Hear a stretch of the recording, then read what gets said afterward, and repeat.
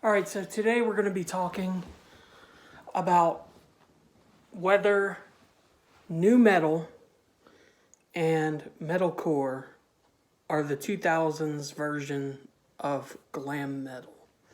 And you might be thinking, well, that's a crazy question because they're so different from glam, both of those genres. Glam, they never screamed like in agony, like they did high pitched whoas, and they did lots of things like that, but they never did any actual like screaming, like it's like you're getting murdered or whatever. Um, but the other thing is, nu metal has rapping in it, and rap wasn't really what it is now back then. It wasn't as, I don't want to say popular, but it wasn't so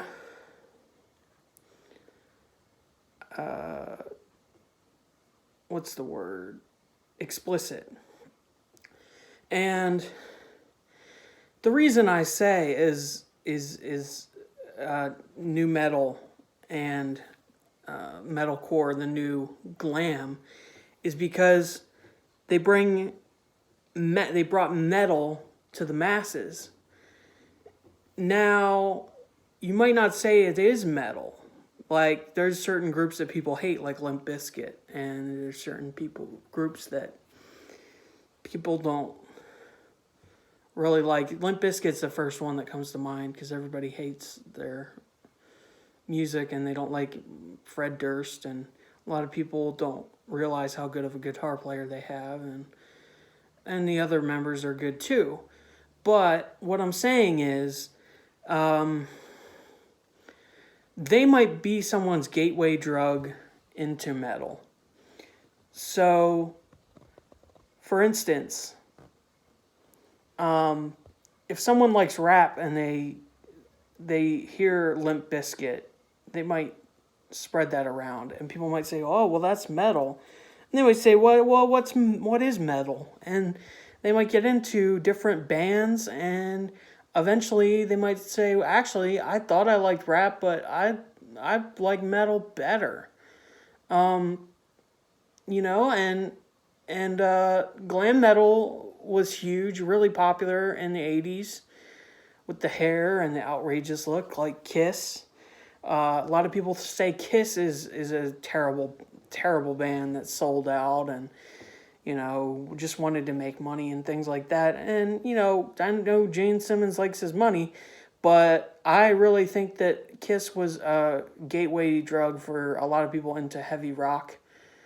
Now, Kiss kind of sort of went metal in the 80s with Creatures in the Night, but it was still something that people said wasn't truly metal, like Black Sabbath. And I say Black Sabbath all the time in these videos because that's a band that a lot of people actually agree is metal.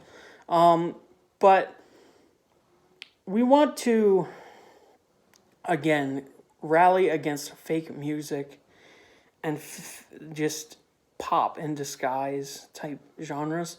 But some people say that Limp Bizkit is pop in disguise and rap in disguise and all of that, and Linkin Park and bands like that.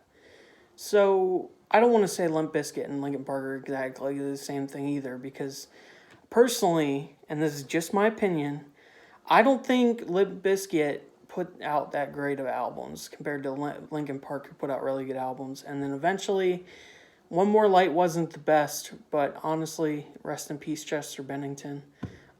You were a great musician, and you did a lot of really good vocals. And that's not all you were, I'm sure. You have kids and a family that miss you, and I'm really sorry that you dealt with such bad depression. But getting back to the video here, I just want to say that mixing genres shouldn't be feared as much as it is in the metal community. You can have a little bit of this and that in there. It's kind of like eggs without salt and pepper, like, not a pun on the rap band, rap group, Salt and Pepper. But anyway, That's about it. I just wanted to say that metal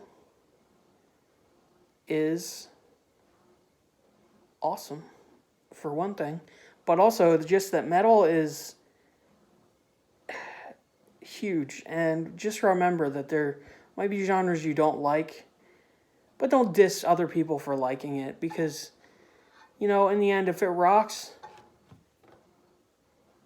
you should support it. Amen. I don't know. If it rocks, you might want to give it a break, honestly. It's not always about being the heaviest music. So, anyway, stay tuned for my next video. Thank you all for watching.